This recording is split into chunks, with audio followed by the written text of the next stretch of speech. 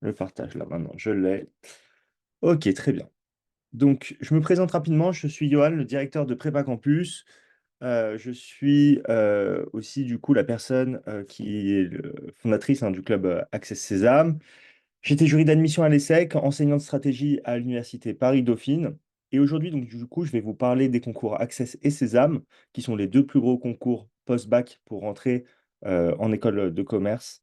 Et j'en profiterai aussi d'ailleurs pour vous parler des autres formations de gestion et d'économie que vous pouvez faire et les mettre un petit peu en comparaison du coup avec ce que vous pouvez faire avec les écoles des concours.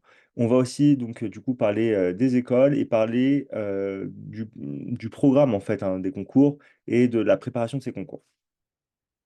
Donc ce que je vous invite à faire, si vous avez des questions, c'est à les poser directement dans le chat. OK? À la fin de la conférence, donc je vais faire une présentation qui va durer une trentaine de minutes. À la fin de la présentation, je prendrai le temps de répondre à toutes vos questions et donc on pourra échanger directement. Du coup, voilà, ça c'est le sommaire. On va débuter avec les études de management et les différentes options que vous pouvez avoir. Donc, si jamais vous souhaitez faire des études de management, de gestion ou d'économie, vous avez plusieurs voies qui s'offrent à vous. Et donc, la possibilité, en fait, l'option de faire une école de commerce, c'est une option parmi d'autres. Et d'ailleurs, faire une école de commerce, ça peut se faire de deux manières différentes. Donc, la première chose, c'est vous pouvez rentrer en école de commerce directement après le bac, ou alors après 2 ans ou 3 ans de classe préparatoire. Et donc, du coup, il faut bien scinder un petit peu ces deux possibilités et voir quels sont les avantages et les inconvénients de chacune de ces options. Quand vous faites une école de commerce post-bac, vous avez trois options. La première option, c'est de faire un bachelor en 3 ans. Donc, c'est une licence, en fait. Vous allez avoir 3 ans d'études. À la fin, vous avez une licence. En France, on n'a pas de très bonnes licences post-bac euh, de, enfin, d'école de commerce. Je dirais que la plus connue, c'est peut-être la licence en 3 ans de l'ESCP, où vous faites d'ailleurs, où vous faites chaque année dans une ville d'Europe. Donc, vous pouvez faire par exemple Paris, Madrid, Amsterdam, ou Paris, Madrid. Je pense que vous pouvez aussi faire Londres d'ailleurs, euh, en dehors de l'Union européenne. Mais donc, du coup, ça va être une licence qui va être assez internationale, qui est assez cotée, enfin, qui est assez cotée, qui est assez surcotée plutôt, je dirais même d'ailleurs, et qui, au final, quand on regarde un petit peu le profil des étudiants qui rentrent vraiment dans cette licence et la qualité de l'enseignement, j'ai pas mal de retours là-dessus. C'est pas si extraordinaire que ça, malgré le nom de l'ESCP. Donc, ça, c'est pour les licences qu'on va avoir en 3 ans. Je dis pas que c'est pas bon, je dis juste que c'est pas les meilleures options qu'on puisse trouver en post-bac. La deuxième possibilité, la deuxième chose qu'on peut faire, c'est un BBA en 4 ans. Donc les BBA en 4 ans, ça va vous donner un grade de licence et pas un grade de master. Ok. Pour avoir le grade de master, il faut faire des études en 5 ans.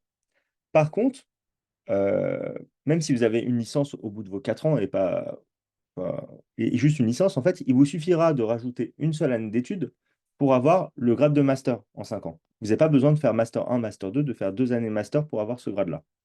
Donc, les écoles en fait qu'on va retrouver en BBA, tous les meilleurs BBA, quasiment tous les meilleurs BBA, à l'exception du BBA de l'EDEC, tous les meilleurs BBA vont se retrouver dans le concours Sésame. Donc, dans le concours Sésame, vous allez pouvoir faire les meilleurs BBA en 4 ans. Et vous avez des très très bonnes options parmi les BBA. Par exemple, le BBA de l'ESSEC, c'est le meilleur BBA de France. Et ça fait partie, c'est peut-être la meilleure formation post-bac que vous pouvez faire en école de commerce, peut-être avec l'IESEG en 5 ans. Euh, Vous avez plusieurs bons bibis, hein, donc plusieurs bons programmes en 4 ans au concours Sésame, même très bons. Vous avez le bibier, par exemple, de l'EM Lyon, qui est très bon, et vous en avez d'autres qui sont très intéressants, comme celui de Neoma, par exemple. Le seul bibier, donc je vous en parle comme ça, vous le savez, le seul bibier, en fait, qui est vraiment très intéressant et qui n'est pas dans le concours Sésame, c'est le bibier de l'EDEC. Pour postuler au bibier de l'EDEC, c'est juste une inscription à faire sur Parcoursup, un dossier et vous allez avoir un entretien. Et l'entretien, il va être sous la même forme que les entretiens que vous passez pour les écoles d'Access et de Sésame. Donc, si jamais vous passez les concours Access Sésame, c'est vraiment zéro travail en plus de postuler aussi à l'EDEC. Ok. Ou quasiment zéro travail en plus. Euh, donc, du coup, vous avez ces fameux programmes en 4 ans, les BBA, et vous avez aussi des programmes en 5 ans. Les programmes en 5 ans, ça s'appelle très souvent programme grande école. Dans quelques cas, par exemple comme à Kedge ou à Neoma, les programmes en 5 ans que vous pouvez faire en post-bac, ce ne sont pas des programmes grande école. Pourquoi? Parce qu'en fait, une école de commerce, elle a le droit d'avoir un seul programme qui s'appelle programme grande école. Et Neoma ou Kedge, ils ont fait le choix de faire des programmes en 5 ans qui sont parallèles à leur programme grande école, qui sont des programmes qu'on peut intégrer en post-bac. Donc le programme grande école de Neoma ou de Kedge, vous ne pouvez pas l'intégrer en post-bac. Par contre, vous avez d'autres programmes en 5 ans que vous pouvez intégrer en post-bac. Et donc, ça, ce ne sont pas des programmes grande école, mais ça donne un grade de master et ça peut être des très bons programmes, hein. C'est juste que ce n'est pas le même programme. Et vous avez d'autres écoles que vous pouvez intégrer en 5 ans, en post-bac, qui sont des programmes grande école. Et donc, ça veut dire que si vous rentrez après classe préparatoire ou en post-bac, vous allez faire exactement le même programme, vous serez dans les mêmes classes. C'est juste que, en fait, vous aurez comme une prépa intégrée quand vous rentrez en école, quand vous rentrez en post-bac. Ça veut dire que les 2 premières années, vous serez sans les étudiants de la classe préparatoire. Et en troisième année, les étudiants de classe préparatoire vous rejoignent. Et donc, du coup, et à la fin, vous avez le même diplôme, personne peut, enfin, on ne sait pas qui vient de classe préparatoire, qui vient en post-bac. Enfin, je veux dire, il y a aucun écart entre les deux. Et donc, du coup, ces programmes grande école, tous les meilleurs programmes grande école, vous pouvez les faire soit par le biais de Sésame, donc par exemple comme le programme de l'EM Normandie, ou soit par le biais d'Access, avec le concours Access, avec l'IESEG et l'ESCA. Ok. Et il y a aussi l'ESDES, mais je dirais que c'est un peu moins bon quand même. Mais l'IESEG et l'ESCA, l'IESEG en particulier, c'est le meilleur programme grande école en 5 ans qu'on puisse faire en post-bac. Donc, le BBA de l'ESSEC, c'est le meilleur programme en 4 ans. Le PGE de l'IESEG, PGE, programme grande école, c'est le meilleur programme en 5 ans. Et ces deux programmes-là sont d'un niveau à peu près équivalent. Donc le fait qu'un programme dure 4 ans, ça ne veut pas dire qu'il est moins bon qu'un programme qui en dure 5, hein. Voilà, je précise. Donc ces écoles de commerce post-bac, donc je prends le temps, mais au moins vous avez les informations. Ces écoles de commerce post-bac, elles sont payantes. Vous allez payer souvent entre 10 et 12 000 euros l'année. Et ce qui est assez intéressant de savoir, c'est que vous allez payer quasiment la même chose pour une très bonne école et pour une école moyenne, parce que toutes les écoles ne se valent pas. Donc ça, on y reviendra plus tard. Mais du coup, en fait, si vous rentrez dans une école du concours Sésame, il y a 16 écoles. Et croyez-moi, parmi les 16 écoles, il y a des écoles qui sont très bonnes et d'autres qui sont très moyennes. Par contre, vous allez toujours payer à peu près entre 10 et 12 000 euros l'année. OK? Donc ça veut dire que le coût d'une école, ça ne veut pas forcément dire que ça ne garantit pas le niveau de l'école. En général, quand même, les meilleures écoles sont un peu plus chères, mais ça reste pas une vérité absolue. Donc, ces écoles de commerce, qu'elles soient post-bac ou via classe préparatoire, donc c'est des écoles qui sont payantes d'ailleurs. Dans les deux cas, hein, c'est des écoles payantes. Et dans les deux cas, c'est aussi des écoles qui sont très internationales et où vous allez forcément faire une partie de vos études à l'étranger. Donc, le minimum que vous allez faire, c'est 6 mois, mais vous pouvez faire 1 an et demi, 2 ans, voire plus. OK? Donc, tous ces programmes, surtout les programmes d'Access Sésame, sont des programmes très internationaux. Vous avez la possibilité de quasiment jamais être en France. OK? Et donc ça, c'est un des aspects qui est vraiment intéressant, c'est que, bah, ensuite, vous serez vraiment habilité à travailler dans un environnement très international et vous aurez même la possibilité d'ailleurs de faire vos études, de faire aussi des stages à l'étranger et voir si vous avez envie de poursuivre vos études à l'étranger après, votre école. C'est aussi des formations qui sont très professionnalisantes où vous allez avoir, beaucoup de stages. Donc pour un programme en 3 ans, pour un programme un bachelor en 3 ans, vous allez peut-être faire que 6 mois de stage, mais dès que vous faites un BBA, vous allez faire souvent au moins 12 mois de stage. OK? Donc vous allez faire beaucoup de stages et donc du coup, vous allez vraiment avoir un apprentissage théorique avec un apprentissage pratique. Vous allez avoir un gros volet international et ça, c'est le cas pour les écoles post-bac ou les écoles en classe préparatoire. Par contre, ce que je vous ai déjà dit et ce que je vous redis, hein, c'est que toutes les écoles ne se valent pas. Et donc, il y a aussi des écoles de commerce post-bac, hein, qu'on peut faire en dehors des concours Access Sésame. Donc, je vous ai parlé de l'ESCP, je vous ai parlé de l'EDEC, mais il y a plein d'écoles. Et sachez que parmi ces écoles, il y a des écoles qui sont franchement pas top. Enfin, moi, je vous donne mon avis personnel. Il y a des écoles qui sont nulles. Euh, Toutes les bonnes écoles, à part celles que je vous ai citées, peut-être il y a une ou deux autres exceptions, elles sont toutes dans les concours Access Sésame. OK? Mais toutes les meilleures écoles pour moi, c'est les écoles, enfin, c'est les meilleures du concours Sésame, c'est les meilleures du concours Access, et à ça, on rajoute les decks, les points. OK? Ça, c'est ça les meilleurs programmes en fait, que vous pouvez faire en post-bac. Donc, le fait de faire une prépa, si vous décidez de passer par la voie classe préparatoire, dans ce cas-là, bah, en fait, vous allez faire 2 ans de prépa, vous allez passer un concours. Si vous avez les résultats que vous voulez, vous allez intégrer une école de commerce. Et si vous n'avez pas les résultats que vous voulez, vous pouvez faire une troisième année et ensuite intégrer une école. Donc, redoubler votre deuxième année de prépa. Euh, les meilleures écoles de commerce, en grande école, vous pouvez les avoir que via les classes préparatoires. Donc, les meilleures, pour moi, c'est HEC, ESSEC, ESCP, EM Lyon, EDEC. En programme grande école, c'est accessible uniquement via classe préparatoire. Si vous avez en dessous de ces écoles-là, bah, ça ne sera pas mieux que l'IESEG. L'IESEG, c'est la septième à peu près du classement des écoles, enfin pas à peu près, c'est la septième du classement des écoles de commerce en programme grande école. Et donc, du coup, en fait, avoir l'IESEG, c'est aussi bien que d'avoir Neoma, c'est aussi bien que d'avoir Audencia, c'est ça le niveau. OK? Donc, du coup, si vous faites 3 ans de prépa ou 2 ou 3 ans de prépa pour rentrer dans une école comme Neoma ou, Audencia, etc., vous allez avoir une école qui va être à peu près aussi bonne que si vous aviez eu l'IESEG en post-bac ou en post-prépa, parce que vous pouvez l'avoir aussi en post-prépa. Donc voilà, c'était un peu pour vous dire ça. Euh, le prix des écoles peut augmenter, hein, peut aller au-delà des 12 000 euros pour HEC, SEC, etc. Pour une grande école, ça peut aller jusqu'à 20 000 euros à peu près. Ce qu'il faut savoir aussi, c'est que vous fassiez une école post-bac ou une école via classe préparatoire, vous avez la possibilité de faire une alternance sur 2 ans dans la plupart des écoles, dans la grande majorité des écoles. Et l'alternance, ça finance aussi euh, vos frais de scolarité. Donc, si vous faites un programme en 4 ans ou en 5 ans, et que vous faites une alternance de 2 ans, en fait, vous allez payer que 2 ou 3 années. Les 2 autres années que vous faites en alternance, déjà pendant la période où vous êtes en alternance, vous êtes payé. Et en plus, on paye vos frais de scolarité. Donc ça veut dire qu'on paye aussi vos 10, 12, 15 000 euros de frais de scolarité. OK? Donc ça peut être très intéressant d'un point de vue financier de faire de l'alternance. Donc voilà, ça c'était pour les écoles de commerce. Je n'avais pas prévu de passer autant de temps, mais bon, je me dis autant expliquer. Vous avez aussi donc du coup la possibilité de faire des études de gestion en passant par l'université. L'université, le parcours complet il dure 5 ans. C'est gratuit ou presque, disons. C'est beaucoup moins professionnalisant. En général, il y a quand même beaucoup moins de périodes de stage. Vous allez faire peut-être un petit stage à la fin de votre troisième année et et vous ferez un stage un peu plus loin en master. Mais c'est tout. OK? Donc, c'est beaucoup moins professionnalisant qu'une école de commerce. Vous avez la possibilité, quand vous êtes à l'université aussi, de faire une année de césure, peut-être entre votre quatrième et votre cinquième année, pardon, pour faire des stages, pour avoir un peu plus d'expérience pro. OK? Certains étudiants font ça. Dans certaines facs, c'est plus commun que dans d'autres. Donc, par exemple, moi, je vous l'ai dit, j'étais enseignant à Dauphine. Je suis aussi passé par Dauphine quand j'étais étudiant par ailleurs. Et à Dauphine, c'est assez classique de faire cette année de césure. C'est pas le cas partout.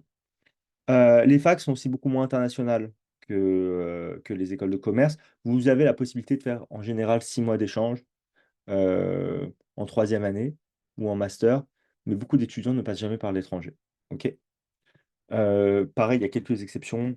Enfin, en fait, il y a Dauphine qui est une exception où beaucoup d'étudiants partent à l'étranger. Mais sinon, en général, vous partez pas vraiment à l'étranger ou un semestre maximum. Et en fait, les formations que vous avez à l'université, elles sont plus ou moins bonnes aussi. Il y a des universités qui sont meilleures que d'autres. Ce qui est intéressant avec l'université, c'est que, en fait, si vous êtes vraiment bon à l'université, vous allez toujours pouvoir rebondir et aller vers des formations de plus en plus prestigieuses. Donc, vous pouvez faire un parcours universitaire qui est très prestigieux à la fin, quelle que soit votre université de départ, entre guillemets. Mais plus votre université de départ est renommée, plus, plus ça sera facile de gravir les échelons. OK? Donc, euh, donc ça voilà, c'est un des points intéressants à savoir. L'école de commerce, à contrario, en fait, quand vous rentrez dans l'école, vous savez quel diplôme vous aurez à la fin. OK? Juste quand vous faites un BBA, c'est bien d'avoir des bonnes notes et de faire un très beau parcours aussi, parce que ça vous permettra après enfin, de continuer vos études, de faire une cinquième année dans les meilleurs masters de France. OK? Donc ça, c'est vraiment hyper intéressant aussi, de savoir que si vous venez d'un bon BBA, enfin, ou d'un BBA en général, mais vous êtes bon, vous allez pouvoir faire un master excellent à la fin pour compléter vos études et vous aurez un parcours qui peut être super intéressant. Ensuite, vous avez les BUT en 3 ans. Les BUT en 3 ans, ça peut être assez intéressant. C'est pas international du tout. Vous allez avoir une petite période de stage. Et en fait, ce qui est intéressant après un BUT, c'est d'essayer de rentrer en école de commerce. Par contre, vous n'avez aucune garantie sur l'école dans laquelle vous pourrez rentrer. Et en général, vous ne rentrez pas dans des excellentes écoles. Vous rentrez dans des bonnes écoles. Vous pouvez rentrer dans des bonnes écoles, mais vous ne pouvez pas viser les tops écoles. Et après, vous avez les BTS, des formations plus courtes, plus professionnalisantes. Et le but, enfin, quand on fait un BTS, c'est avec l'idée de vouloir rentrer très vite sur le marché du travail, même s'il y a des possibilités de continuer, c'est une voie qui servirait plutôt à aller vite sur le marché du travail.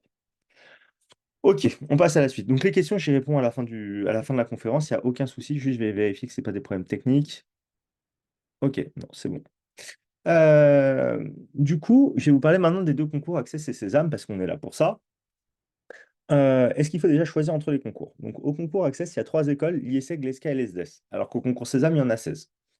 Euh, c'est un concours qui est vraiment intéressant, le concours de l'IESEG, d'Access, pardon, surtout grâce à l'IESEG et à l'ESCA, qui sont deux très bonnes écoles, enfin, qui sont deux bonnes écoles post-bac, avec l'IESEG qui est vraiment très bonne. Moi, j'aime bien l'ESCA aussi.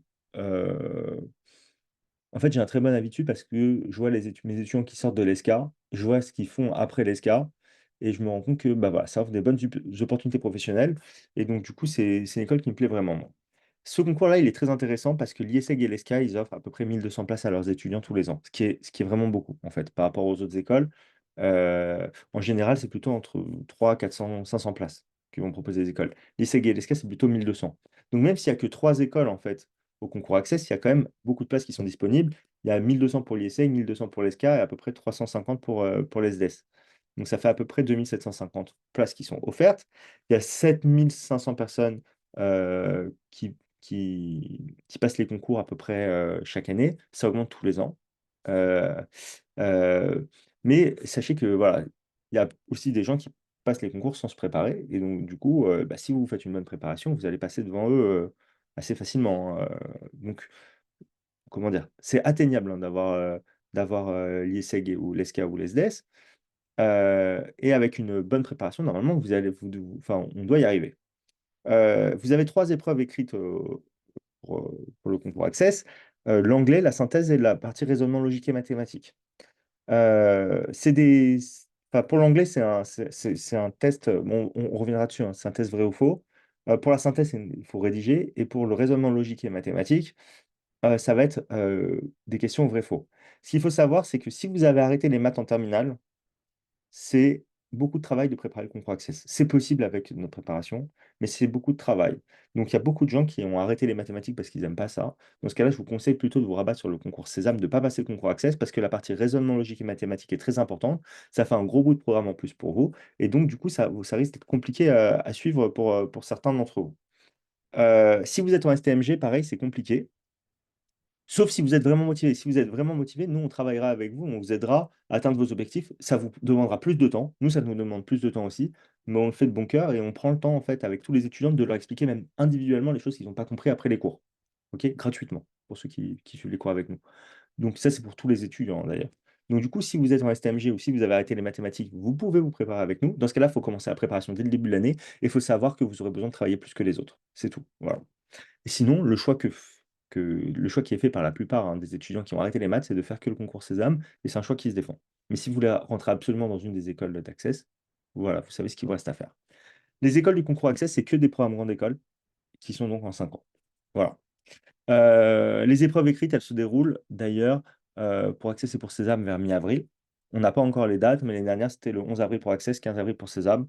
L'année d'avant, je crois que c'était le 8 et 9 avril. Voilà.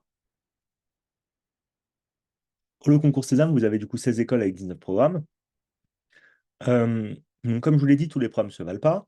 Vous avez des programmes en 4 ans, des BBA, des programmes en 5 ans, programme grande école, ou parfois ça ne s'appelle pas programme grande école d'ailleurs. Vous avez 6 épreuves écrites au concours, les langues, l'analyse documentaire, les enjeux contemporains, maths, français, compétences digitales. On va voir tout ça ensemble après. Et, euh, et du coup, en fait, avoir une école au concours Sésame, si vous passez le concours Sésame, vous allez forcément avoir une école, parce qu'il y a des écoles qui sont très faciles à avoir. Maintenant, nous, ce qu'on va viser, c'est les meilleures écoles. OK?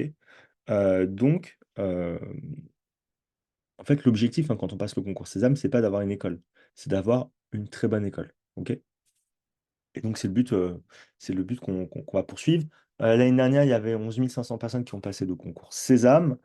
Euh, je ne saurais pas vous dire exactement le nombre de places, vu qu'il y a 16 écoles et 19 programmes, parce que certaines écoles ont deux programmes, des programmes en 4 ans, enfin, un programme en 4 ans et un programme en 5 ans, par exemple.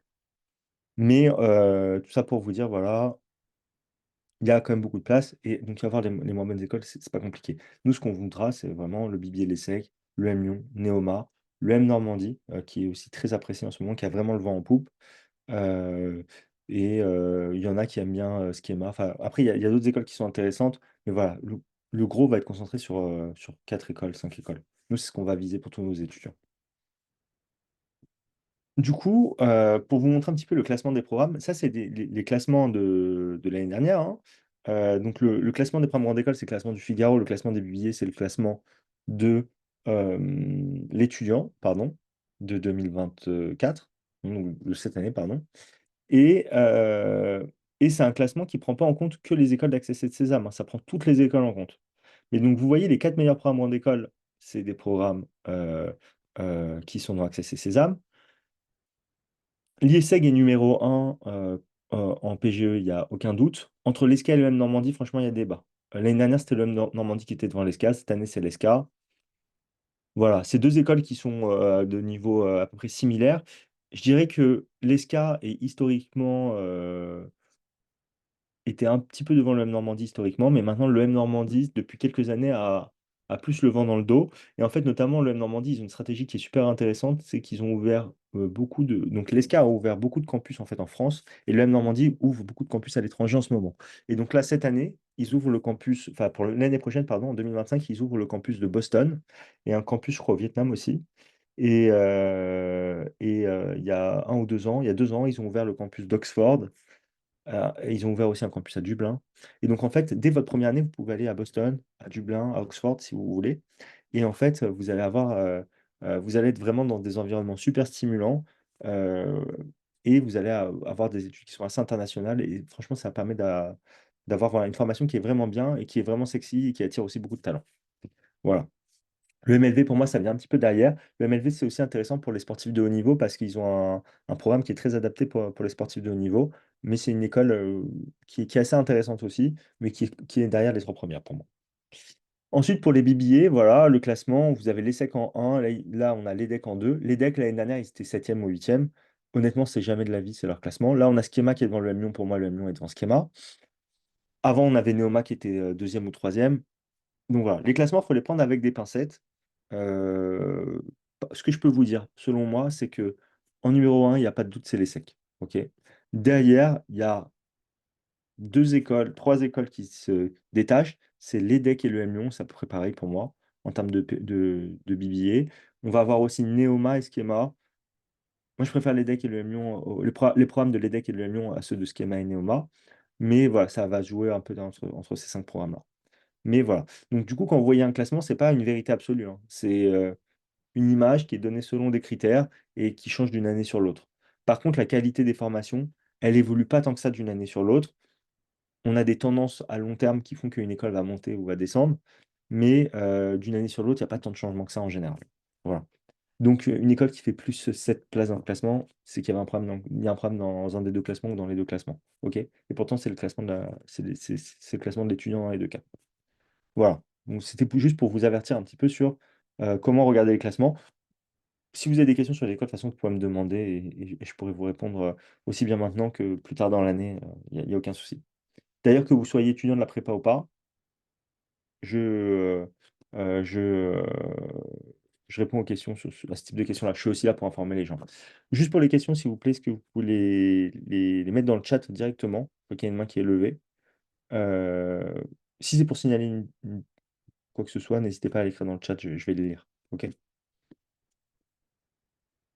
Je regarde. Est-ce que j'ai vu quelque chose? OK, pour le moment, on peut continuer.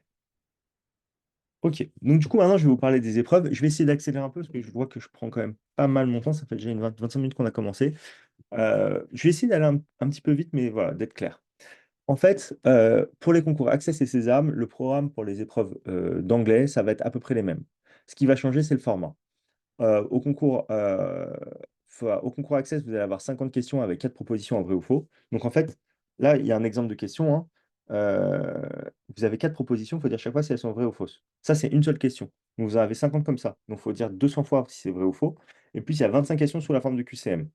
Donc en fait, vous avez énormément de questions auxquelles vous devez répondre en 1 heure, donc vous n'avez pas vraiment le temps de réfléchir pour que vous soyez, on va dire, très très rodé en fait sur votre programme d'anglais. C'est beaucoup de questions de grammaire, des questions sur les faux amis, les mots de liaison, les verbes irréguliers. Et vous avez, donc ça c'est pour Access et pour Sésame. Au concours Access, vous allez aussi avoir de la compréhension de texte que vous n'avez pas au concours Sésame. Et au concours Sésame, vous aurez par contre un peu de questions sur les actualités du monde un petit peu anglo-saxon. OK? chose que vous ne retrouvez pas au concours Access. Mais sinon, on va dire que 90% du programme, c'est la même chose. Donc, on peut travailler les deux assez facilement ensemble. Au concours Sésame, c'est 40 questions, format QCM, vous avez 30 minutes. Et vous avez aussi votre LV2. La LV2, vous avez le choix entre une dizaine de langues. OK? Et donc, à chaque fois, vous avez 40 questions, format QCM, ABCD, il faut trouver la bonne réponse. Après, vous avez l'épreuve de synthèse. Donc, au concours Access, vous avez la synthèse de documents. Au concours Sésame, vous avez l'analyse documentaire. Je vous les présente un peu en même temps pour une bonne raison. C'est que c'est deux épreuves qui sont différentes pour Access et pour Sésame, mais il y a un point commun, c'est que dans les deux cas, vous aurez un corpus documentaire avec environ une douzaine de documents pour le concours Access et plutôt une vingtaine de documents pour le concours Sésame. OK? Donc, ça, c'est à peu près ça, c'est un document. Là, vous voyez, document 7, document 8. C'est à peu près ça, la longueur d'un document. Il y en aura qui sont plus petits, d'autres plus longs, mais ça va ressembler à ça. Ce qu'il faut savoir, c'est que tous les documents, que ce soit pour le concours Access ou pour le concours Sésame, vont être sur un même thème. OK? Et pour le concours Access, votre travail, ça sera de rédiger une synthèse de 350 mots. Donc, ça fait une page manuscrite, hein, 350 mots à peu près, plus ou moins 10%, donc entre 315 et 385 mots sur les documents que vous avez. Si vous connaissez le sujet, il faut absolument, enfin, vous n'avez pas le droit de rajouter votre point de vue personnel ou des informations supplémentaires qui ne sont pas dans les documents. Vous devez vraiment rester strictement focus et concentré sur ce qui a été dit dans les documents. Et les documents ont une hiérarchie, donc il y a certains documents que vous allez reprendre plusieurs fois, d'autres que vous reprendrez peut-être pas dans votre synthèse de documents. Pour le concours Sésame, l'analyse documentaire, c'est que vous aurez que 2 heures, donc c'est très très court, il faut être vraiment très rapide sur la lecture des documents, et vous aurez de 15 à 25 documents à traiter, donc je vous ai dit une vingtaine en moyenne, et vous allez avoir des questions au format QCM. Donc là, je vous ai mis un exemple de question, mais vous allez avoir trois types de questions. Des questions de repérage, des questions d'analyse, des questions de synthèse. Les questions de repérage, c'est les questions les plus faciles. On va vous demander une information, vous trouverez l'information directement dans les textes. Par exemple, si le sujet de votre corpus documentaire, c'est l'intelligence artificielle, on pourra vous demander, par exemple, combien de startups Apple a racheté en 2022 liées à l'intelligence artificielle. Et dans un des documents, il y aura écrit Apple a racheté 22 startups en 2022 sur l'intelligence artificielle. Et donc, du coup, vous aurez plusieurs réponses qui vous seront proposées, vous prenez la réponse qui correspond. C'est facile, la réponse est directement dans le texte. Il suffit en fait d'avoir une lecture efficace pour répondre à la question. Mais ça ne vaut pas beaucoup de points. Ensuite, vous avez des questions d'analyse. Les questions d'analyse, c'est des questions dans lesquelles vous pouvez avoir plusieurs bonnes réponses. Et donc, du coup, pour avoir tous les points, il faut mettre toutes les bonnes réponses. Mais dès que vous mettez une mauvaise réponse, vous perdez tous les points. Vous n'avez plus de points. Donc, du coup, il faut faire attention à ce qu'on va dire. Et toutes les bonnes réponses peuvent se situer dans le même document ou dans plusieurs documents. Donc, il faut réussir à faire le lien entre les documents pour pouvoir répondre efficacement aux questions. Et bien sûr, il y a des techniques pour être efficace, il y a toute une méthodologie, hein, pour être efficace sur cette épreuve-là. Et vous avez les questions de synthèse. C'est la synthèse, elle a été écrite pour vous, contrairement au concours Access. Et vous devez choisir, c'est un QCM, vous devez choisir les bons mots pour, ou les bonnes phrases ou la bonne problématique pour compléter votre synthèse. OK? Donc ça demande d'avoir vraiment une compréhension globale et tout va être dans la nuance. Voilà. Donc ça, c'est pour les épreuves assez analytiques, hein, enfin même complètement hyper analytiques, de synthèse de documents et d'analyse documentaire. À Access, vous rédigez, pas à Sésame. Voilà. Ensuite, vous avez les épreuves écrites de raisonnement. Donc, heu, pour le concours Access, vous avez le raisonnement logique et mathématique. C'est moi le coach de raisonnement logique et mathématique de la prépa. Pour ce qui est des cours hebdomadaires, je vous en parlerai plus tard. C'est une épreuve qui est la plus importante pour l'ESCA et pour l'ESDES, pour l'ESCA et l'IESEC, pardon, c'est coefficient 9 sur 20. OK? Hem Du coup, il y a 3 parties. Il y a la première partie, ça s'appelle raisonnement logique. Ça va être des questions, donc de logique. Vous avez, 8 minutes par question, 4 propositions vrai-faux pour à chaque fois et 5 questions. Du coup, vous devez passer 40 minutes maximum sur cette partie-là. Hem, pour, réussir pour bien réussir cette partie, en fait, vous allez devoir utiliser des méthodes qui ne sont pas forcément au programme de terminale. OK? Donc parfois, en fait, juste en étant efficace et en comprenant bien le problème, vous allez pouvoir, les traiter. Mais en fait, très, très souvent, même quasiment tout le temps, on aura des méthodes qui vous permettront d'aller très vite à la réponse. Et c'est à ça que servent nos cours, enfin et mes cours en particulier, c'est à vous apprendre comment utiliser toutes ces méthodes pour ne pas être désarçonné devant un problème et pour, réussir à répondre très efficacement aux questions. Sur ces questions-là, on arrive même à gagner du temps et à passer moins de 40 minutes en général. mais c'est des questions qui peuvent être assez techniques. Là, l'exemple de question que vous avez, c'est une question de raisonnement logique. Et typiquement, bah, je vous enverrai les slides hein, demain, de toute façon. Donc, j'aurais peut-être dû vous préciser avant. Vous n'avez pas besoin de tout prendre en note ou en photo. Je vous enverrai toutes les slides demain, toute la présentation. Mais du coup, ce que je voulais vous dire, c'est que là, typiquement, pour résoudre ce problème, il faut faire un diagramme de veine. C'est une méthode qui permet de résoudre assez facilement ce problème. Mais je vous invite à essayer de le faire tout seul. Vous n'y arriverez pas. C'est pas un problème de terminale, le diagramme de veine. Mais par contre, c'est très utile pour ce type de problème-là, qui tombe très souvent au concours Access, par ailleurs. Après, vous avez une partie mathématique, ça va être enfin, le programme va être calqué sur ce qui se fait en maths complémentaires, en terminale. Il y aura juste pas les suites dedans, au programme. Ça va être plus technique d'un point de vue calculatoire que ce que vous faites en terminale, mais il y a zéro rédaction vu que c'est un vrai faux. OK? Euh, et enfin, vous avez une partie problème. La partie problème, ça va reprendre un des concepts mathématiques que vous avez vus en terminale, et ils vont rajouter des nouveaux concepts qui ne sont pas au programme. Et par contre, ces concepts-là qu'ils vont rajouter lors du problème, ils vont vous les expliquer. Donc, ils vont vous expliquer un concept, et après, vous aurez besoin de le réutiliser. Donc, nous, notre objectif, quand on se prépare à la partie problème, c'est pas de deviner exactement quel concept va vous être présenté le jour du concours, mais c'est plutôt de vous habituer à réutiliser des concepts qu'on vous explique. Et donc, du coup, si vous êtes capable de le faire à l'entraînement, vous serez capable de le faire euh, le jour J. Et en fait, c'est juste un exercice qui est assez particulier, que vous n'avez pas du tout l'habitude de faire, mais qui est vraiment très intéressant selon moi. Ok, ça montre que vous avez vraiment une bonne compréhension de ces choses-là. Ces cours-là de raisonnement logique et mathématique, avec la prépa, on les travaille de manière hebdomadaire. Ok. Donc, c'est des cours qu'on fait sur l'année, à partir de novembre jusqu'au concours. Ça permet d'aller petit à petit, en fait, de progresser petit à petit, d'avoir le temps de poser toutes ces questions. Et si on ne comprend pas des choses, on a le temps de les revoir, même en dehors des cours si besoin. Je reprends gratuitement les cours avec les étudiants qui en ont besoin. Je fais des sessions d'une heure toutes les semaines, une heure ou deux, enfin, une heure, ça peut être même en individuel, avec un étudiant pour lui expliquer ce qu'il n'a pas compris, en fait. Donc du coup, si vous ne faites pas un maths complémentaire, vous pouvez préparer le concours Access, c'est juste ça va être plus de travail pour vous. Moi, je suis prêt à vous accompagner à faire cette démarche avec vous, mais il faut que vous soyez vraiment engagé dedans, sinon ça ne sert à rien. Voilà, je vous le dis. Sinon, autant se concentrer sur le concours Sésame, hein, ce qui n'est pas un problème en soi, mais voilà, ce que vous pouvez faire. L'avantage de faire le concours Access, c'est qu'après, vous aurez le niveau en mathématiques en école, vous serez pas du tout. Enfin, vous serez remis à niveau. OK? Donc, si vous passez le concours Access et vous travaillez avec nous, vous aurez un bon niveau en mathématiques. Ça vous aidera pour la terminale si vous faites des maths, mais ça vous aidera aussi pour le supérieur. Euh, pour le concours Sésame, j'ai mis dans l'épreuve dans raisonnement, mathématiques, français, compétences digitales ensemble. Pourquoi j'ai fait ça? Parce qu'avant, c'était ensemble. Et ça s'appelait raisonnement. Maintenant, ils ont splitté, ils ont mis des matières différentes. Mais en fait, surtout pendant les cours hebdomadaires, donc pour Access, je vous l'ai dit, on a raisonnement logique et mathématique. Pour Sésame, on a maths, français, compétences digitales en cours hebdo. OK? Donc, en mathématiques, vous avez 20 questions à faire en 40 minutes. C'est pas du tout le problème de terminale, ni de première d'ailleurs. Ça va s'arrêter après au problème de seconde. Mais en fait, ça va surtout être des petits problèmes casse-tête et ça ne va pas du tout ressembler à ce qui se fait au lycée ou à l'école en général. Donc voilà, un exemple de question. Fatih va à l'école. Elle y va en bus et rentre en voiture. La vitesse moyenne du bus sur son trajet est de 25 km/h, sur son trajet aller, pardon.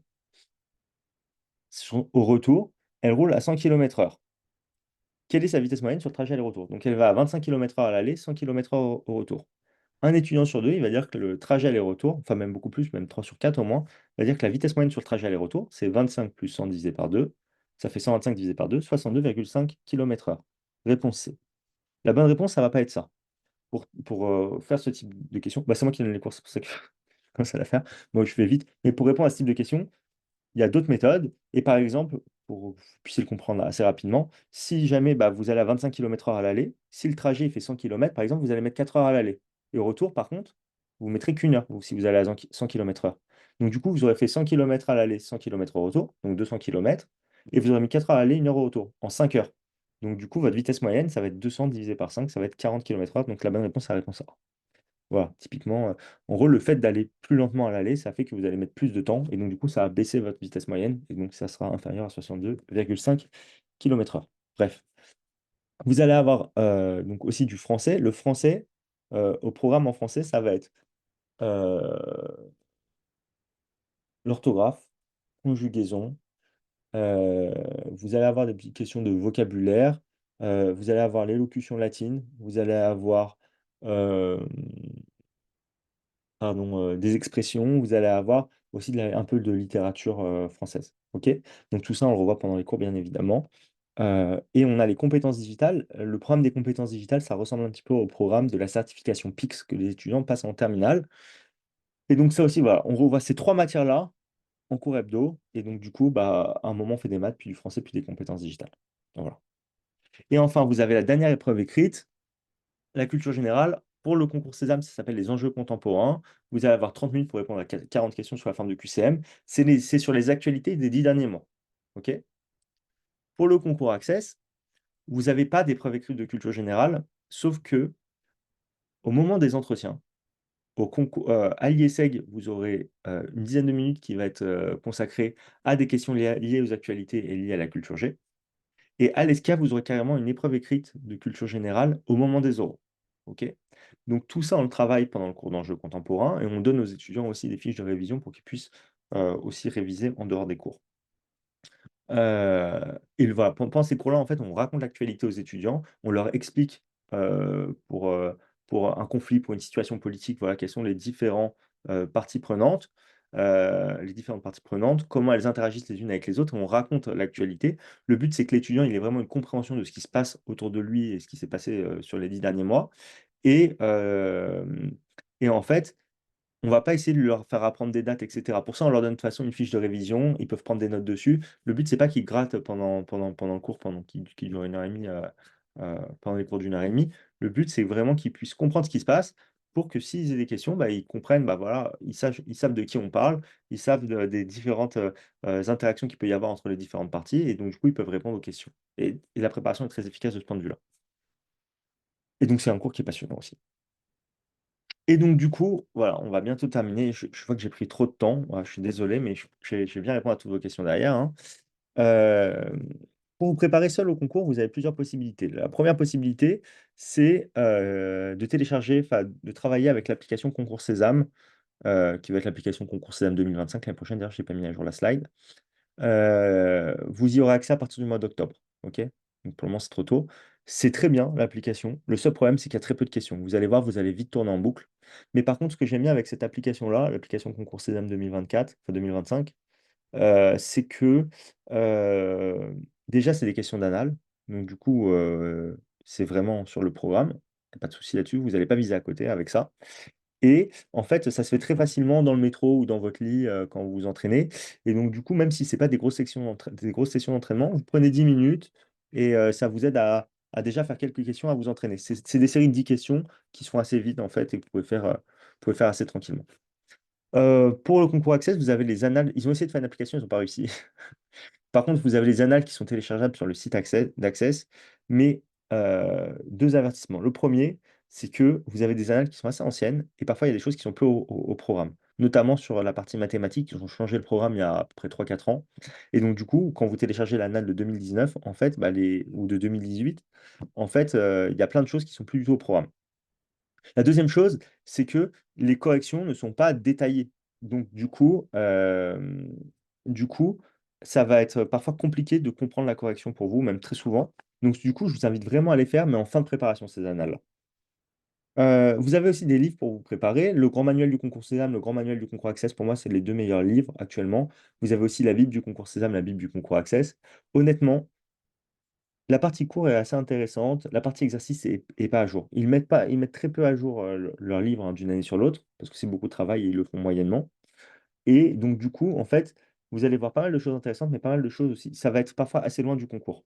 Par exemple, je vous donne un exemple, ils réutilisent plein des exercices du grand manuel du concours, du Taj-Mach, qui est un autre test, pour le grand manuel du concours Sésame, sauf qu'en fait, sauf que les 2 concours sont assez différents en réalité. Donc ça pourrait être des exercices qui pourraient tomber dans certains cas, mais dans d'autres cas, non. OK? Mais c'est assez intéressant quand même pour travailler, pour s'entraîner, ça donne quand même du contenu. Vous pouvez aussi suivre des comptes Insta qui peuvent vous aider. Pour l'anglais, il y a BBC Learning English que je conseille, qui est très bien, qui va vous apprendre enfin, des choses en anglais qui seront vraiment utiles pour le concours. Pour l'actualité, vous avez Hugo Décrypte. Je trouve que c'est très bien pour suivre les actualités. C'est un format qui est facile et enfin, qui plaît souvent aux étudiants. On faisait des revues d'actualité avant sur notre Insta, mais on ne les fait plus. Et vous avez aussi des exercices de raisonnement sur l'Insta de Prépa Campus et sur Ed Academy. Ed Academy, c'est pas vraiment compte Insta, c'est plutôt sur YouTube qui sont intéressants. Moi, j'adore le contenu qu'ils font, honnêtement. C'est un peu, enfin, c'est un peu concurrent, entre guillemets, hein, mais je trouve que c'est bien. Donc, c'est pour ça que je vous en parle. Et il y a des choses qui sont vraiment utiles pour les concours Accès Sésame, d'autres pas du tout. Mais si vous choisissez bien ce que vous regardez, ça peut vous aider. Enfin, moi, j'aime bien. OK, ils vous apprennent plein de petites astuces, en fait, et c'est cool. C'est un peu ce qu'on fait aussi en cours. Et donc, vous allez apprendre des astuces, vous allez retrouver des astuces qu'on a déjà fait et c'est utile. Et enfin, si vous êtes étudiant de la prépa, en fait, nous, on a une plateforme en fait, où il y a des vidéos de cours, des exercices corrigés, des fiches de cours. Enfin, il y a tout ce qu'il faut pour s'entraîner, en fait. Et aussi, tous les cours qu'on fait, on les enregistre et on les met à disposition aussi sur la plateforme. Et donc, du coup, vous pouvez vraiment tout faire sur la plateforme. Donc, soit travailler de manière un peu individuelle, de manière très ciblée sur différents sujets. Donc, par exemple, vous dites, voilà, j'ai une difficulté sur le cours vitesse, distance, temps. Vous pouvez revisionner le cours où on vous réexplique tout et après vous avez des fiches d'exercices avec des corrections vidéo et des corrections, PDF. Donc vous avez tout ce qu'il faut pour travailler et c'est hyper à jour, OK? Tous les ans, on retourne plein d'exercices, on retourne tout et donc le c'est hyper, hyper à jour et donc ça aussi, bah, vous y avez accès en tant qu'étudiant, de la prépa. Heu, donc dès que vous êtes inscrit, vous avez accès à ça. Pour les étudiants qui sont boursiers, on donne aussi, bah, on se rend compte que faire une prépa, c'est trop cher et donc du coup, ce que je fais, c'est que je donne accès à la plateforme, pour le prix de 300 € pour un seul concours et 400 € pour les 2 concours, ce qui est, vraiment pas cher du tout par rapport à tout le contenu qu'il y a, à l'intérieur, enfin enfin que vous pouvez retrouver, sur la plateforme. Mais en fait, l'objectif, c'est de permettre à tout le monde un peu d'avoir, la chance et la possibilité, on va dire, de pouvoir préparer les concours et les réussir. Et donc du coup, c'est assez compliqué de, heu, enfin, comment dire? La concurrence est un peu déloyale avec un étudiant qui a fait une prépa par rapport à quelqu'un qui en a pas fait. Et donc c'est pour ça que, bah, pour corriger ça, le mieux qu'on puisse faire, c'est ça. OK? Et donc je pense que ça peut vraiment aider les étudiants. Et donc du coup, si vous souhaitez vous entraîner avec nous, bah, du coup, avec le club Accès Sésame, on a une préparation qui est hybride, en fait, avec une partie des cours qui se fait de manière hebdomadaire et une partie qui se fait en stage intensif pendant les vacances scolaires. Les cours hebdomadaires sont uniquement des cours à distance et donc du coup, vous avez 3 créneaux de cours hebdomadaires pour Access, 3 créneaux pour Sésame. Donc les cours, c'est les lundis, mercredis, vendredis. Le lundi, c'est de 18 h à 19 h, Access 19 h 15, 20 h 15 Sésame. Le mercredi, c'est pareil et le vendredi, c'est 17 h 30, 18 h 30 Sésame, 18 h 45, 19 h 45 Access. Alors ça, c'était les horaires de l'année dernière, ça va être les mêmes horaires l'année prochaine, sauf qu'on va peut-être intervertir Access Sésame. Je ne l'ai pas encore décidé, mais parfois on va peut-être intervertir, Access Sésame. Mais sinon les horaires, c'est ça, en gros de 18 h à 20 h 15 et de 17 h 30 à 19 h 45 le vendredi. Si vous faites un seul concours, c'est du coup vous faites qu'une heure de cours, OK? Vous n'avez pas besoin de participer aux 3 cours dans la semaine. En fait, si vous venez qu'une seule fois dans la semaine, par exemple tous les lundis, vous ferez tout le programme. Si vous venez tout le mercredi, vous ferez aussi tout le programme. Tout le vendredi, tout le programme. En fait, on fait juste pas le programme dans le même ordre le lundi, le mercredi et le vendredi. Donc typiquement, si on fait, je sais pas moi, vitesse, distance, temps en novembre le lundi, bah, peut-être que le mercredi, on le fera en janvier et le vendredi, ce sera peut-être en mars.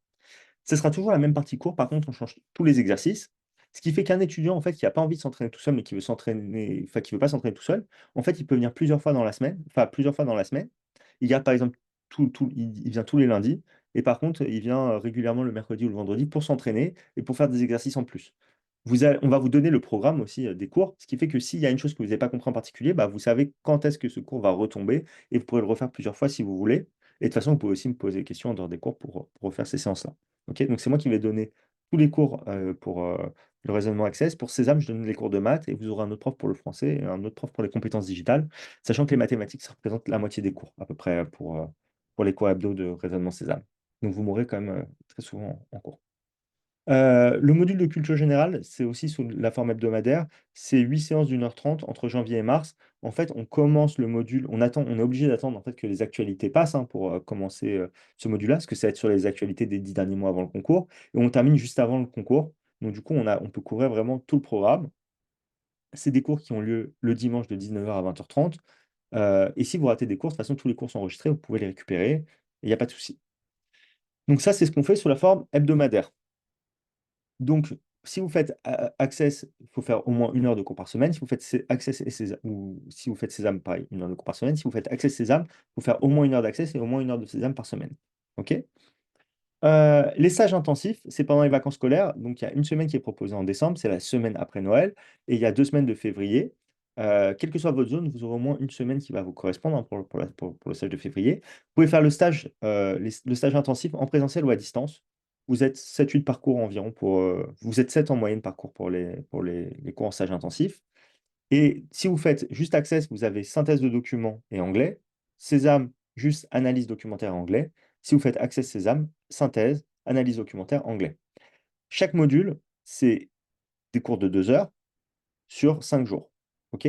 Donc, si vous faites, par exemple, juste Access, vous pouvez mettre et que vous faites votre stage en décembre, vous aurez 2 heures de cours de synthèse plus 2 heures de cours d'anglais. Ça vous prendra 4 heures dans la journée. OK? Et vous faites ça sur toute une semaine et à la fin, vous aurez, du coup, fait tout le programme. Si vous avez enfin, après les stages, de toute façon, je rappelle individuellement chacun des parents et des étudiants et on fait un débriefing, en fait, de ce qui s'est passé pendant le stage et en fait, les profs, ils m'auront écrit une note personnelle pour chacun des étudiants pour me dire comment s'est passé le stage et quels sont les points que l'étudiant peut encore améliorer. En fonction des points qu'on aura identifiés, je pourrais vous envoyer du contenu ciblé sur lequel vous pourrez travailler pour continuer de vous améliorer après votre stage. Et si vous avez des questions, vous pourrez demander directement à vos profs qui vous auront donné leur numéro perso pour poser toutes vos questions ou pour corriger votre synthèse si vous avez fait d'autres synthèses chez vous pour vous entraîner, par exemple. OK? Et donc, si vous faites synthèse, analyse documentaire anglais, c'est-à-dire Access et César, vous pouvez faire soit 6 heures par jour sur une semaine, soit par exemple séparer ça sur 2 semaines et faire une partie en décembre, une partie en février, par exemple. OK? Le coût de la formation pour préparer Access ou Sésame, c'est 1 490 € pour tout ce qu'on a vu ici, donc toute la partie écrite. Et pour Access et Sésame, c'est 2 490 €. Juste, je vous précise que tous les cours seront disponibles en replay, que vous aurez accès évidemment à toute la plateforme. Vous pourrez poser vos questions à tous vos coachs pendant toute l'année, il n'y a pas de souci. On aura aussi un groupe WhatsApp pour échanger entre nous. En fait, euh, enfin, on aura un groupe WhatsApp pour échanger entre nous pendant toute l'année. Et en fait, on prend que 40 personnes pour Access, 40 personnes pour Sésame. 40 personnes Club Access, 40 personnes Club Sésame, parce que c'est moi qui vais vous suivre pendant toute l'année. Je ne peux pas suivre 10 000 étudiants. Donc, je me limite à 40 pour Access, 40 pour Sésame. Pour Sésame, il y a déjà 21 inscrits, donc il reste 19 places. Pour Access, il y a 15 ou 16 inscrits, donc il reste 24 ou 25 places. Et on a une formule admissible ou remboursée, c'est-à-dire que si vous passez le concours Access avec nous, vous préparez le concours Access avec nous, et vous mettez les 3 écoles, si vous êtes admissible à aucune des écoles, on vous rembourse toute la préparation, les 1 490 €. Pour Sésame, on vous demande de mettre 5 écoles. Vous choisissez 5 écoles, vous pouvez mettre les 5 meilleures écoles, et admissible, si vous êtes admissible à aucune des écoles que vous avez présentées, on vous rembourse les 1 490 €. Et si vous faites les 2 concours, on vous rembourse les 2 490 €. L'année dernière, on n'a pas eu besoin de rembourser personne. Tous ceux qui ont fait partie du club Access ont pu intégrer l'IESEG ou l'ESCA. Tous ceux qui ont fait partie du club Sésame ont eu un de leurs 3 premiers choix. OK? Donc, on a eu des résultats exceptionnels l'année dernière avec le club Access Sésame. Et donc voilà, j'espère que ça va continuer et j'en ai aucun doute, hein, d'ailleurs. Et la préparation aux oraux se fera en plus de ça et se fait après les épreuves écrites. En fait, la préparation aux oraux, on la commence le lendemain des écrits. C'est une préparation qui se fait en individuel avec un coach qui était jury soit d'admission en école, soit en prépa. Et ça se fait en 3 ou 5 séances, ça dépend un peu du profil de l'étudiant. Et ça coûte 120 € la séance. Voilà. OK? Donc pour les oraux, il faut rajouter 360 € si vous faites 3 séances, par exemple. Euh, 100% de réussite aux oraux l'année dernière pour tous ceux qui ont fait la préparation. OK? Donc pareil, encore une fois, heu, c'est un suivi qui est très privilégié. On prend le temps de travailler dans la durée, mais on a des résultats qui sont exceptionnels. Voilà, c'est ce qu'on propose. Et d'ailleurs, ce qui prouve, hein, c'est avec les avis, hein, qu'on va avoir de nos étudiants. On a eu 95 avis, que des 5 étoiles. Et là, je vous ai mis juste, par exemple, les 5 derniers avis, hein, que vous pouvez trouver. Enfin, en fait, c'est pas à jour. Il y a eu 2 avis qui ont été écrits depuis, mais voilà, tous les avis sont comme ça. Je vous invite vraiment à aller sur le site, alors pas du Club Access Sam, de prépacampus.fr, parce qu'en fait, le Club Access Sam fait partie de Prépa Campus, mais on fait un site séparé parce que en fait, on sait qu'on va fermer les inscriptions dans 3 semaines ou dans un mois, dès qu'on sera à 40-40. Donc du coup, on a fait un site séparé pour pas que les gens ils soient frustrés de ne pas avoir accès au Club Access Sésame après s'être inscrits. Mais de toute façon, vous faites vraiment partie de Prépa Campus quand vous faites partie du club Accès Sésame. C'est juste une offre de Prépa Campus qui est limitée, quoi. Voilà. Donc, voilà, j'en ai fini avec la présentation. Je vais répondre maintenant à toutes vos questions. Alors, bonjour. Le concours est-il le même pour Bibier 4 ans ou PGE 5 ans? Donc ça, c'est Bernard qui demande ça. Enfin, Monsieur Bernard d'ailleurs. C'est peut-être Jean-François Bernard qui demande ça. Euh, le concours, donc ça, on parle du concours Sésame. Le concours Sésame, c'est le même, il est commun pour toutes les écoles. Par contre, les épreuves orales, donc les épreuves écrites, elles sont communes pour toutes les écoles. Les épreuves orales sont individuelles. Donc, vous postulez à toutes les écoles, vous passez vos épreuves écrites, on vous dit dans quelles écoles vous êtes admis aux oraux, admissibles aux oraux. Enfin, vous postulez aux écoles que vous voulez d'ailleurs. On vous dit dans quelles écoles vous êtes admissible aux oraux. Et après, vous choisissez dans quelles écoles vous allez vraiment passer les oraux. Parce que si vous êtes admissible dans 16 écoles, bah, vous n'allez pas passer 16 euros. Vous n'avez pas que ça à faire. Vous allez en choisir 4-5 et c'est tout. Et donc, c'est bien le même concours. Sachez par contre que d'une école à l'autre, le coefficient des épreuves va changer. Donc, votre classement sera différent. Et certaines écoles, et donc ça, c'est très important ce que je vais dire, et pas, pardon, et vous aurez aussi une note de dossier pour le concours Sésame. Pas pour le concours Access, mais pour Sésame. Et dans votre note de dossier, euh, elle sera plus ou moins importante. L'école pour laquelle votre note de dossier est le plus importante, les deux écoles, c'est l'EM Lyon et l'ESSEC. Mais il y a vraiment, c'est vraiment à l'ESSEC qui sont le plus sélectifs sur le dossier. Donc, si vous voulez rentrer au bibier de l'ESSEC et que vous avez 11 de moyenne, ça va être très très dur. Très très très dur. Parce que votre note de dossier sera très faible. Donc, il faut vraiment que vous ayez 18 au concours, ce qui est très dur. Par contre, si vous avez 16 de moyenne, vous avez, c'est ce qu'il faut, 15-16 de moyenne, c'est ce qu'il faut pour rentrer à l'ESSEC. Du coup, après, si vous faites un bon concours, ça passe. Si vous avez 14 de moyenne, il faut faire un très bon concours, mais c'est possible. OK? Mais voilà, donc à 10,5, 11, il faut oublier l'ESSEC. Pour les autres écoles, il y a d'autres écoles pour lesquelles la note de dossier est très faible et en fait, le coefficient des épreuves va être beaucoup plus important. Voilà. Bonjour. Alors, Quentin demande, bonjour, que pensez-vous des bachelors de l'ENSA? Honnêtement, je trouve ça inférieur à ce qui se fait euh, à, pardon, dans, dans le concours Sésame et dans le concours Access. Ok? C'est des programmes qui sont pas mal, mais c'est pas des bons programmes. Enfin, c'est pas des très bons programmes. C'est sérieux, quoi, mais c'est pas rien de fou, je dirais. Ok? Donc, les bachelors, faut faire attention, en France, on y rentre assez facilement. Et il y a bien une raison, c'est qu'ils sont pas si intéressants que ça. Alors, la question, deuxième question, enfin, autre question, il vaut mieux faire un BBA plus un master ou un PGE en 5 ans? En fait, quand vous faites un BBA, vous ne savez pas quel master vous allez faire à la fin. Et donc, peut-être vous ferez un master excellent, peut-être moins. Ça dépend de comment vous allez travailler en BBA. Si vous faites un PGE, vous savez exactement quel diplôme vous aurez à la fin. OK? Donc, c'est un choix stratégique à faire. Après, le fait de faire un BBA, enfin, les cours en BBA sont des cours dans lesquels vous allez rentrer plus vite dans les matières de management. Très vite, vous allez faire de la compta, de la finance, du marketing, etc. Très vite, vous allez partir à l'étranger, vous allez faire des stages. Donc, on va plus vite dans le cœur du sujet que quand on fait un programme en 5 ans, où on aura plus de matières théoriques, des statistiques, un peu plus poussées, plus de maths, plus de sociologie, etc. Et donc, du coup, en fait, en fonction de ce que vous préférez, c'est mieux de faire un BBA ou un programme grande école. Après, comme je vous l'ai dit, il y a certains programmes, enfin les meilleurs BBA sont aussi bons que les meilleurs programmes grande école. Ok. Donc, c'est vraiment un choix qu'il y a à faire. Moi, mon conseil, ce que je ferais pour moi, enfin, si on parlait de mes enfants, moi, je postulerais aux deux et je prendrais le meilleur programme. Ok. Par contre, si votre enfant il a une préférence et qu'il se dit non, moi je veux un truc qui est un peu moins scolaire, je veux rentrer plus dans le vif du sujet, bah, dans ce cas-là, qu'il aille direct dans un BBA, enfin qu'il favorise un BBA par rapport à un programme grande école. Si au contraire, votre enfant il veut plutôt sécuriser ses études à long terme et dire voilà, je ne me prends pas la tête à repostuler après, etc. Dans ce cas-là, oui, c'est mieux de faire un PGE. Donc voilà, c'est un choix. Alors, bonjour, que pensez-vous des AST via une CUPGE? Est-ce une réelle chance d'intégrer une école du top 5? En général, pour les AST, dans ce cas-là, on va intégrer plutôt ce qui se fait après le top 5. OK? Le top 3, c'est impossible, enfin, c'est compliqué. Enfin, je n'ai pas d'exemple. Les decks, le M Lyon, ça peut être possible, mais c'est quand même rare. Et en fait, après, ça va surtout aller sur des écoles un petit peu plus basses. Voilà. Mais les admissions sur titre, en fait, les AST, ça vous permet de faire des parcours. Je vais vous donner un exemple. C'est des parcours parallèles qui vous permettent de rentrer en programme grande école sans passer par la prépa. Donc moi, typiquement, quand j'étais étudiant, j'avais fait l'Université Paris-Dauphine en tant qu'étudiant. J'ai fait un master de finance, j'ai fait une année de césure. J'avais monté mon entreprise, enfin une première entreprise quand j'étais en année de césure. Et ensuite, plutôt que de continuer en finance, je me suis dit, bah, c'est pas trop en lien avec mon projet professionnel. Je vais faire des admissions sur titre.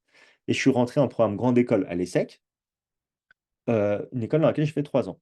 OK? Donc là, c'est vrai que c'est intéressant, on a le programme grande école de l'ESSEC et cetera, c'est cool. Mais en fait, ce qu'il faut voir, c'est que, un, je suis parti de l'université Paris-Dauphine, qui est une très bonne université. Deux, j'étais un très bon étudiant à l'université Paris-Dauphine. Et en plus, j'avais un projet qui était super cohérent avec ce qu'ils recherchaient à l'ESSEC.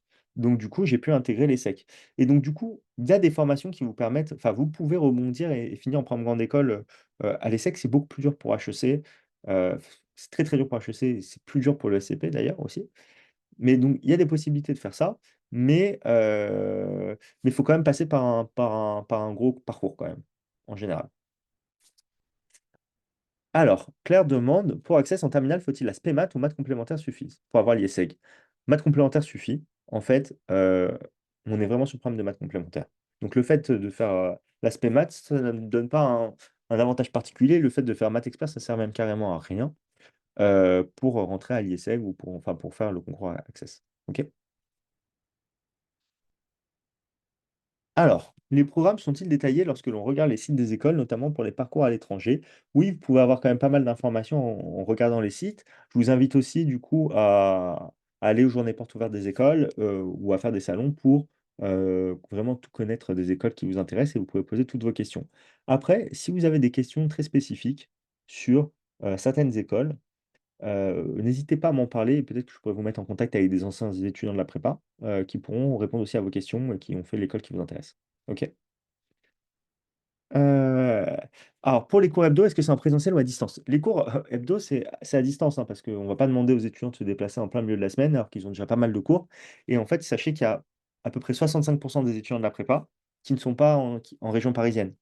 Donc nous, les cours, en présentiel qu'on fait, c'est au métro République à Paris, pendant les stages intensifs. Mais en fait, on a 65 des étudiants en fait qui sont en province. Donc on fait tout à distance pour les cours hebdo. À partir de quelle date commencent les cours hebdo? Les cours hebdo, ils commencent, début novembre, juste après les vacances de la Toussaint. OK? C'est la première semaine après les vacances de la Toussaint. Comme ça, on vous laisse faire votre rentrée tranquillement et ça nous laisse largement assez de temps pour bien tout travailler, bien tout revoir, heu, d'ici le concours. Autre question, pour les formations IESEG et ISK en 5 ans, on considère que sur les 5 ans, il y a 2 ans de prépa intégrée, la formation n'est-elle pas trop longue? En fait, avant, on appelait ça prépa intégrée. En réalité, vous commencez votre formation dès la première année. C'est pas purement que de la théorie pendant 2 ans, OK?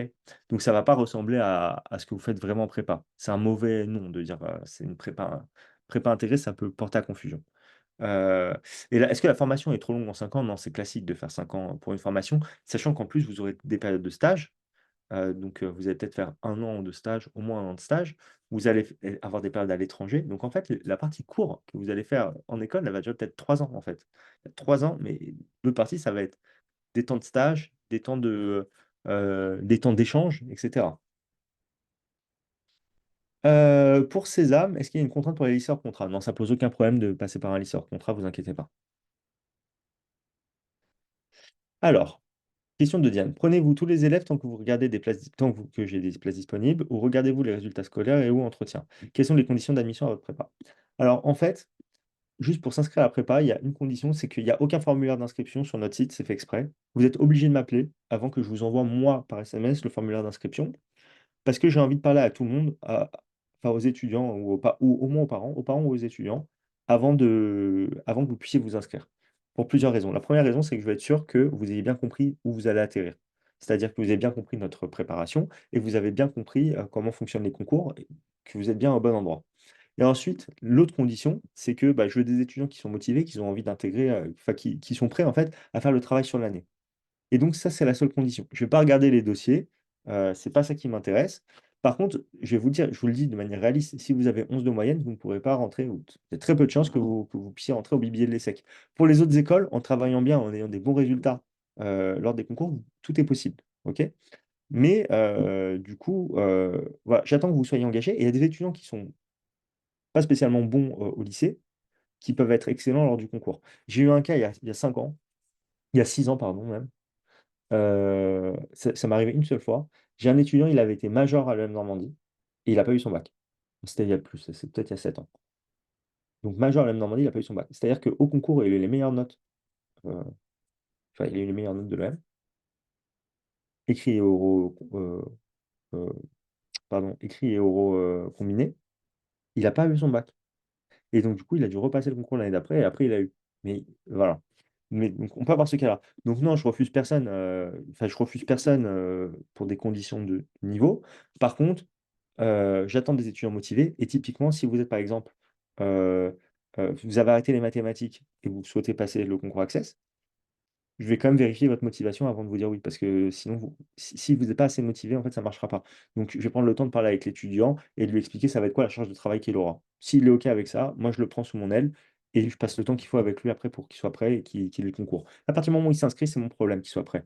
Donc, ça veut dire que bah, je vais passer beaucoup de temps avec lui. Si je vois qu'il y a un décrochage d'un étudiant ou si vous voyez qu'il y a un décrochage d'un étudiant parce qu'il y a un événement qui se passe dans l'année, on s'appelle, on reste en contact, je reste en contact avec les parents avec les étudiants. On voit ça ensemble, on voit ce qu'on peut faire pour aider l'étudiant, il y a pas de souci. S'il faut faire un petit coup de téléphone pour rebooster un étudiant, on le fait, enfin voilà, on fait tout ce qu'il faut. On est aux petits soins avec les étudiants. Euh, Sésame, si on arrête les maths après la seconde, c'est-à-dire uniquement maths en tronc commun, est-ce possible et réaliste de préparer le concours Sésame? Ça ne pose aucun problème pour le concours Sésame. Parce qu'en en fait, on ne vous demandera pas des choses qui sont, enfin comment dire, qui sont après la seconde en termes de, de techniques de mathématiques à connaître, en fait, c'est tellement différent de ce qui se fait au lycée que enfin, voilà, c'est tellement différent en fait, de ce qui se fait au lycée que ça pose pas un problème d'avoir arrêté les mathématiques. Après, par exemple, être bon en calcul mental, être à l'aise en mathématiques, c'est un avantage. Ok, mais ça se travaille, c'est un parcours spécifique, quoi, donc on le fait. Comment est calculée la note de dossier pour Sésame? Est-ce qu'une mention est requise? Non, une mention n'est pas requise. De toute façon, c'est calculé avant, en fait. C'est-à-dire que quand la note, elle va être liée à plusieurs critères. Le niveau de l'établissement, les notes que vous avez eues en première et sur les 2 premiers trimestres de terminale, les appréciations des professeurs, la progression de l'étudiant. Ça va être à peu près ça. Juliette demande, donc voilà, donc ça va être comme ça que ça va être calculé. Et les notes de bac français vont compter, euh, ou des épreuves anticipées. Quelle est la moyenne générale minimum pour les secs? Il n'y a pas de note minimum, parce que ça dépend ce que vous faites aussi sur les écrits, mais c'est très rare d'être admis à l'ESSEC. C'est rarissime d'être admis à l'ESSEC en ayant moins de 13 de moyenne générale, et c'est bien d'avoir plus de 14. Ok, en général, ça tape après ça. Après, si vous venez d'Henri IV, ou enfin, d'un des meilleurs lycées de France, peut-être que même qu'avec 13 de moyenne, ça va être possible parce que votre note de dossier, elle sera mieux que votre moyenne, etc. C'est à peu près ça l'idée. Ok? Et les meilleurs BBA et PGE sont-ils accessibles à des élèves en STMG? La réponse est oui. Ok. Ce qui compte, ça va être la performance que vous aurez lors du concours. Si vous êtes un STMG et que vous voulez rentrer à l'ESSEC, il faut être un très bon STMG. Mais c'est possible. Tous les ans, j'en rentre. Est-ce que vous avez d'autres questions? Alors, juste, je me permets de vous dire, donc la réunion, elle était enregistrée, je vous enverrai l'enregistrement demain. Autre chose, si vous avez des questions, là, bon, on est dimanche, mais je vais prendre une demi-heure où je vais rester joignable pour répondre à toutes vos questions. Donc, si vous souhaitez avoir plus d'informations sur les formations, vous avez d'autres questions à poser que vous n'avez pas pu poser, n'hésitez pas à m'écrire juste après la conférence et je vous rappellerai un par un. OK? Donc je prendrai le temps de vous rappeler et sinon, on pourra se rappeler demain, après-demain, enfin quand vous voulez. Heu, voilà, comment évaluer son niveau d'anglais? Faut-il faire un test type TOEFL? Non. En fait, vous avez un test d'anglais, hein, dans les épreuves écrites, donc vous n'avez pas besoin de passer des tests en plus. Le seul intérêt à passer un test d'anglais, c'est si jamais vous souhaitez faire le programme anglophone de l'EDEC, bah, il faudra présenter un test d'anglais et donc c'est le seul cas où vous aurez besoin de faire un test d'anglais en dehors, de ce qui se fait pendant les concours, parce que l'EDEC, c'est en dehors des concours, en fait, donc ils n'ont pas testé votre niveau d'anglais, mais c'est tout. Voilà. Bon, je vous remercie à tous, hein, pour votre participation. Je vais rester joignable pendant, voilà, pendant la demi-heure qui suit. Pour ceux qui ont des questions, qui souhaitent s'inscrire, n'hésitez pas à m'envoyer un SMS. Je vous rappelle les uns après les autres. Si je passe un peu plus de temps qu'une demi-heure, c'est que en fait, Ça m'a pris un peu plus de temps de répondre à tout le monde. Et après, bah, sinon, je serai joignable à partir de demain. On pourra s'écrire. Voilà. Merci à tous pour votre participation. Voilà. C'est une bonne journée.